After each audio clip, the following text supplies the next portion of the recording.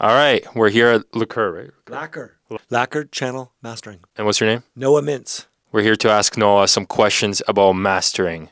And all of you guys have contributed, so here we go. First question, how much is your studio? Your equipment, everything together? It's a good question. How much money does my equipment cost? I'd say like $250,000, but some of it is priceless because it's super vintage, like my Neve and my Sontec.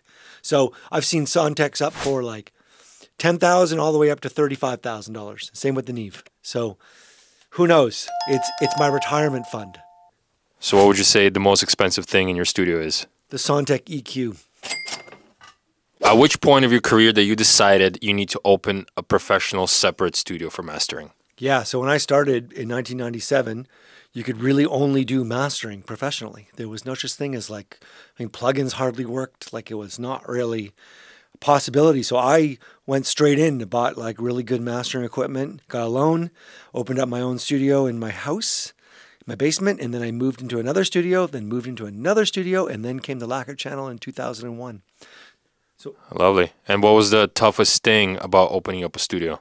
The equipment. Expensive, because mastering equipment is expensive. If you do it right, like a recording EQ can cost like anywhere from like $500 to $2,000. A mastering EQ starts at about $4,000 or $5,000. So it's the equipment costs are very expensive for proper mastering. Why do you think mixing equipment is less expensive than mastering equipment? So if you're talking about analog anyway, mastering equipment is very well matched to left and right, also needs to be very transparent.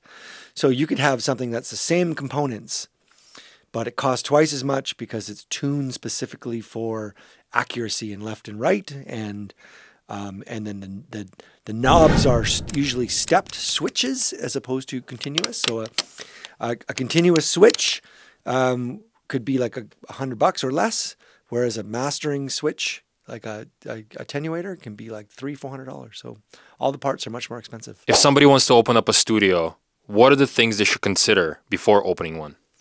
If you want to open up an actual facility, the main thing to consider is the listening room. So whether it's recording, whether it's mixing, whether it's mastering, you want the room, the listening room, to sound good and not give you inaccurate results. So if you want to open an actual professional facility, it needs to sound good and accurate. That's the most important thing, I would say. To do that, you probably need some experience to know what sounds good. You need a good designer, you need good speakers, and you need a good builder. So, and then everything else should fall into place. So if you have a good room and it sounds good, you'll learn that room. But if it doesn't sound good, and if it's not accurate, then you're going to learn the wrong things. Why don't you tell us a little bit about your speakers right behind you? So these speakers were actually built 20 years ago.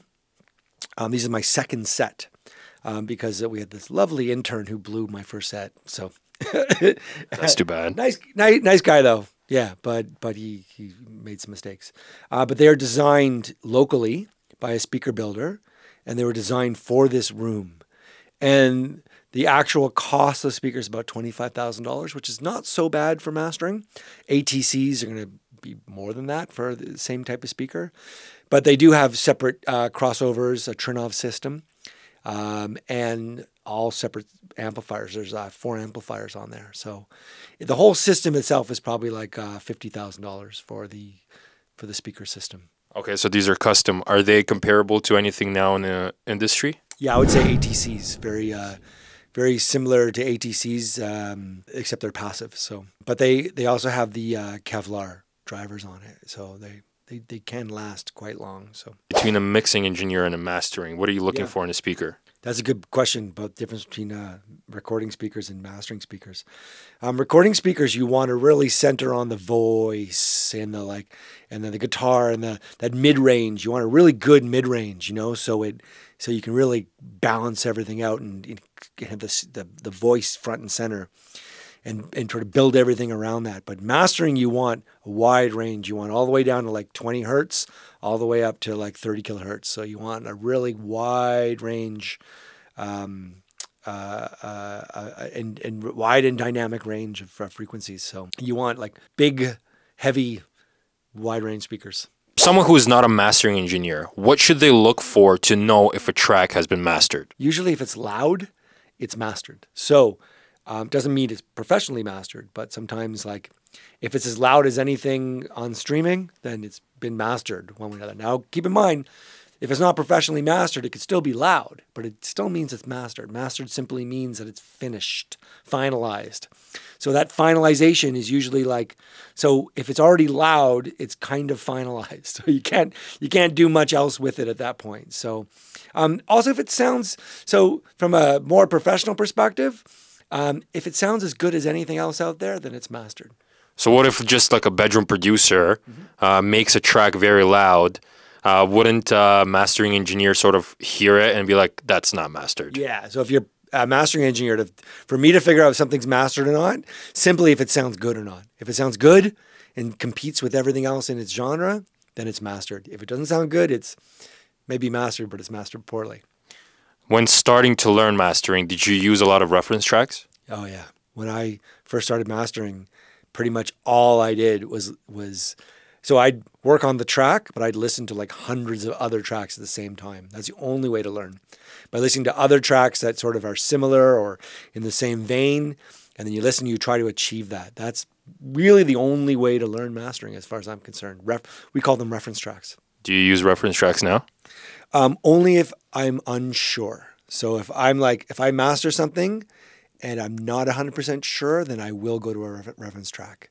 But most of the time, no. I've been doing this 25 years, so I don't necessarily go to reference tracks anymore. But sometimes I'm just unsure. And I load a few songs up that I feel like are comparable, and I see if it competes. If it doesn't, then I change it. What makes a successfully mastered song? Yeah. A good mastered song sort of like doesn't blow out your speakers, doesn't sound too bassy, doesn't sound too trebly, but also sounds good on everything. So it sounds good on your phone, sounds good on a Bluetooth speaker, sounds good in your car, sounds good everywhere. I think that's the basic. Good mastered song sounds as good anywhere you play it. Doesn't necessarily mean the most hype song. Doesn't sound like the best song on the radio, but that particular recording sounds good, as good everywhere it plays back on. And by good, because it could be a very subjective thing, by good, do you mean that you hear the same levels, sort of the same lows, similar mids on all the platforms? Good means that when you put it on your Bluetooth speaker, it doesn't go out of phase and doesn't blow out the speaker. Good when you bring it into your car, which tends to be heavy bass, it doesn't start rattling your windows. Good simply means that it translates, that it sounds proper no matter where you listen to it. Because if you listen to it on your laptop and it sounds like shit, but it sounds great everywhere else, then it's still not a good master. It should sound good everywhere. Do you do anything outside of the studio to get better mastering results and improve your skills? Yeah, I listen. 90% of what mastering is listening. But when I'm home, I listen to a lot of the masters I've done. I've listened to other recordings. I listen in the car. Just like the act of listening is the most important practice in mastering. Like learning to listen, learning to turn your brain off, not listen to frequencies, just listen to something, how it sounds good. And then when you bring it back here, then I can know, oh, this is how something else translates. Even though it's not the same song, I still know like, oh, how does one stereo react or another stereo react or a Bluetooth speaker react? Just listening, just like constant active listening and passive listening, but constant listening, just like the practice of listening. Listening is a practice because, you know, we all know when we listen to music, we're probably doing 10 other things at the same time. But try going home, sitting down and just listening to music, or going in your car and just listening to music and not doing anything else. Like, not easy. I love that. How many plugins or pieces of hardware do you use on your mastering chain? That's a great question. So I've got like a ton of hardware and I have a gazillion plugins. I buy plugins and like don't even open them up for 3 years. Like I'm like, oh yeah, I own that plugin, right? It's like I tend to go to the same plugins. But I think the best practice is try to use as little as possible to get the best results. And that's probably for any recording project. But I try to use like 1 or 2 plugins. Well, and a limiter, because I think you always need a limiter in mastering. But and then sometimes you have to go through like 6 different limiters to find the limiter you want. Sometimes you use a couple limiters. So sometimes you use a limiter and a clipper. You know, it's like I own a lot of plugins, but I tend to go to the same ones, like, and learn them really, really well. But this mastering engineer out of New York, Sterling Sound, Chris Geringer, said something really cool. He said, you just take a plugin and forget about what it says. You just start playing with the knobs so it sounds good. And I think that's because who knows what a programmer puts, you know, how they put it. But just taking a plugin and just playing with it and hearing, and like even the things that aren't meant to be turned, like you just turn those knobs and you just dial it up. It's a really cool advice, you know? So I try to do as minimal as possible to get the best results. But sometimes, like at the end of a job, you're like, holy shit, I've just used like 15 plugins on this. You know, it's like, and if it works, but you try to use as little as possible. Do you like using presets and plugins? Yeah, I usually start with presets. Yeah, I think presets, and just dial it in from there. Yeah, I think presets are great.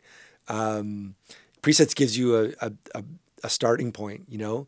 I don't look who provides the presets. Like I look for the name that sounds right for what I'm working on. Not necessarily for a limiter, because a limiter is super simple, but like, and definitely not for an EQ, but for a compressor, I usually start with a preset. Cool. And what's the EQ that you use for mastering? Right now, the Soundtech EQ, because right here I have the Soundtech hardware. Mm-hmm. The Soundtech plugin is amazing. So I use my go-to EQs are the Soundtech Kirchhoff. Yeah, Kirchhoff. Yeah, awesome. It does so many things. That one, and then sometimes I use the Waves TG channel, the Abbey Road one. I think that's good. Those are my go-to. Oh, and the Hitsville UAD. That's a really good one too. What are your favorite compressors for mastering? The Unison is amazing. Like tone projects, amazing. Like it just blows away every other compressor as far as I've done. The UAD Capital mastering compressor is a new one I've been using. I like a lot. What else have I used?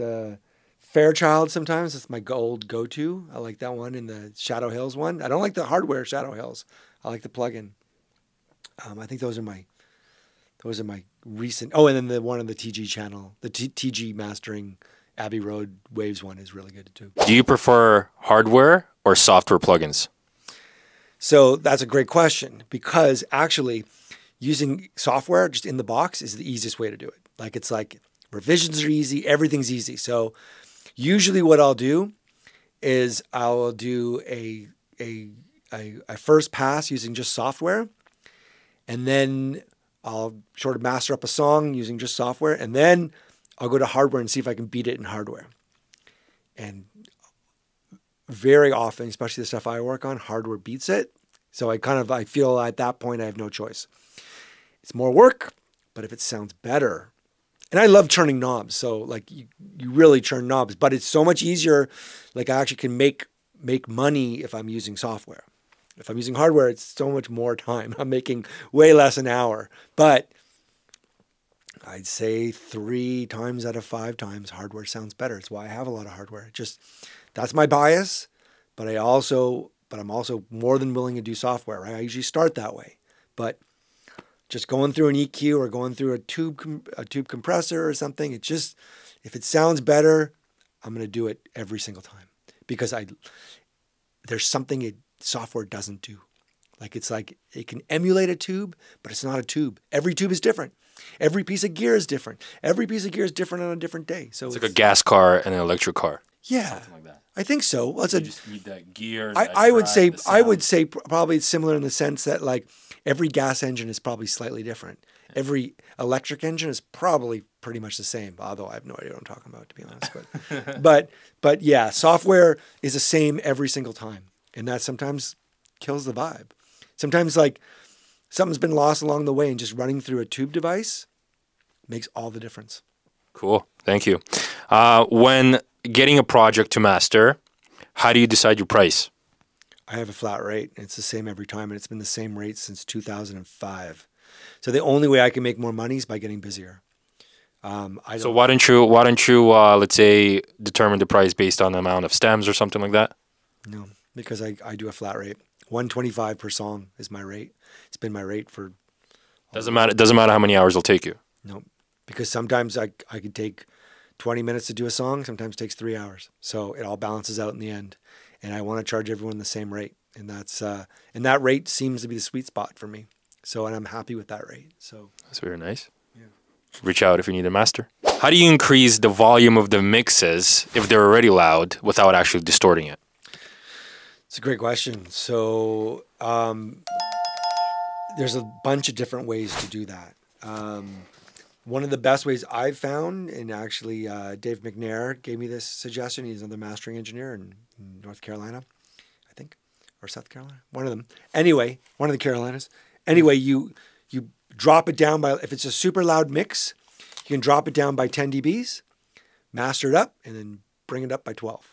So it's like, that's one of the ways you can do it. I mean, once it's loud, it's loud. You can't really process it. So, and going to analog helps as well if you drop it down. But yeah, drop it down, master it, bring it back up, and bring it back up louder. Number-wise, when is it too loud, like in LUFs? For mastering? Yes. Or after mastering? Before mastering or after mastering? I would say both. Maybe Yeah, let's okay. say both. So before mastering, if it's kind of louder than like 8 LUFs, it's really hard to work with. After mastering, if it's louder than 6, it's probably too loud. Like some stuff, like there's a couple Drake songs that are 5 and they sound awesome. But anything louder than 6 LUFs is, for all intents and purposes, like crazy loud. What approach do you take when it comes to creating width in the mastering stage? Yeah, it's a great question. 2 things. In the analog domain, mid-side. So EQing the side channel, which is the stereo image, that creates width. So being very creative with that, you can do a lot of damage, but you can also create width. In the software side, there's a lot of great plugins out there. My current favorite is the Stage 1-2 by Leapwing. It's a multi-band widener, and it also does phase coherence as well. Like, will fix your phase. It's awesome. It's really great. It could be really subtle. It could be really not subtle. But there's a lot of different software out there that can do it. But mid-side or stereo widener plugins. But stereo widener plugins can do a lot of damage. So you have to be careful. What is the first thing you do when you're about to prepare for a master? Oh, yeah. So first thing I do when I go to master is load it all up.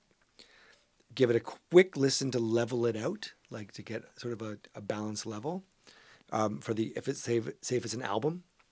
And then I listen to it once, listen to it twice, listen to it 3 times. Sometimes take a little couple hours break, then go back and listen again. I don't start working on it till I'm fairly familiar with the album. Sometimes that's 1 listen, sometimes that's 5 listens. So listen.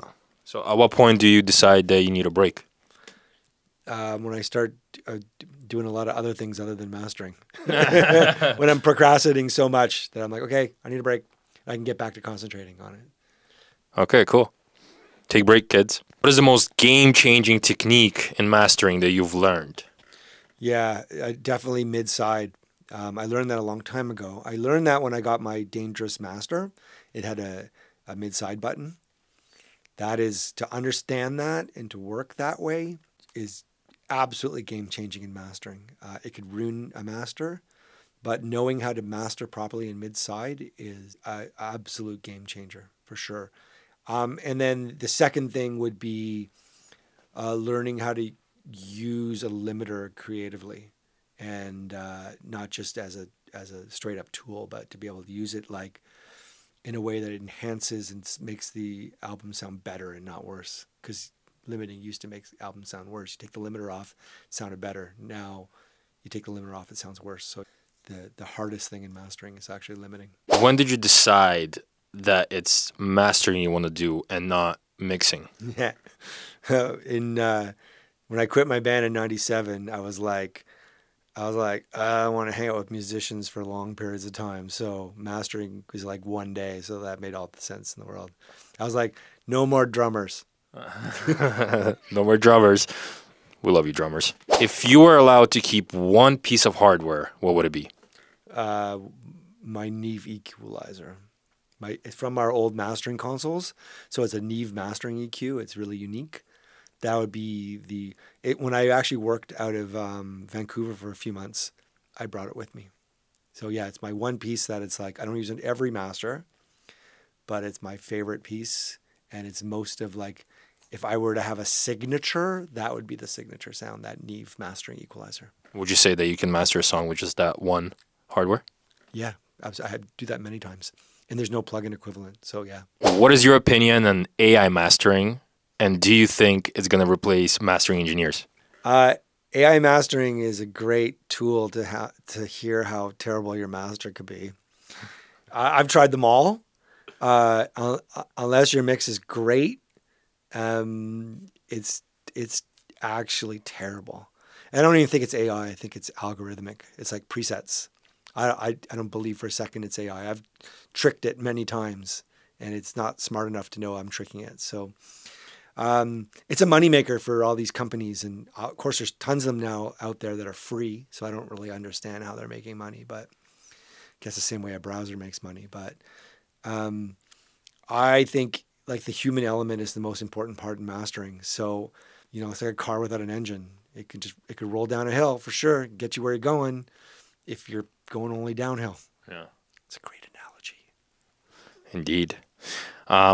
But would you, like, is it that bad to the point where even, let's say, a bedroom producer, if they just want to if they release 4 tracks a month and they just can't afford a mastering studio, do you recommend them not release as many songs and save up to actually go to a mastering studio, or just throw it into your mastering AI? So I would say learn to do it yourself first. That's going to be better.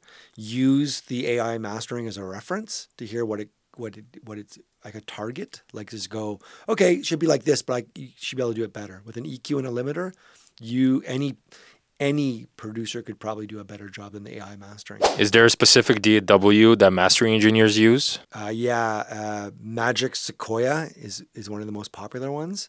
It's expensive, but it has a lot of tools specific for mastering. But I feel these days, if you get really good at Reaper, it can pretty much do the same stuff in less steps. It's already in more steps, but it can pretty much do anything. Now there's like AI programming for Reaper, which is really cool. So you can like tell like ChatGPT to program anything in Reaper that you need. So if you want to, like, lots of people are mastering in Pro Tools and all that kind of stuff. It's just a lot more convoluted. So Jason Joshua claims that he only uses God Particle to master all of his tracks. Do you believe that? Yeah, maybe. I mean, God Particle is like a hype machine, so it can make you think it sounds better. But chances are, if you take a mastering engineer worth their salt and put it up against just God Particle, it'd probably be you'd enjoy it better. It would over a long period of time. Like God Particle hype. It's not a bad plugin, of course, but it hypes stuff so much that I think if you had multiple listens of something, it's gonna get a little bit tired. Whereas for like EDM, it's probably awesome for it. So I don't use God Particle, but I use similar plugins. Would you recommend any plugins that are similar to God's Particle? Yeah, I guess like Golfos is really cool. That's like automated EQ or AI, not really AI EQ, but I don't know what it is. But when it comes to releasing songs to major platforms like Spotify, do you try to get your masters to what the platform sort of allows? Like for Spotify, it's minus 14 loops. Do you sort of aim for that, or do you just have your own metric and then let the streaming platforms decide? Yeah, so you can. It's not good to aim for minus 14 LUFS because you could turn that feature off in Spotify. So you don't want it. So if people turn it off, it stays quiet when everything else is loud. You got to like take like a cross section of what's popular and like top 100, and most of the top 100 of any genre in pop or rock is, you know, around 8 LUFS. So you pretty much want to aim for that. Otherwise your track's going to be a lot quieter than everything else out there. So you want to be, you know, similar to what's out there for people who turn off loudness normalization. And I don't like loudness normalization anyway, so I turn it off. Cool. Thank you. That's all my questions. Yeah, man. Cool. Do you want to do like pickup shots or some sort? Yeah, we'll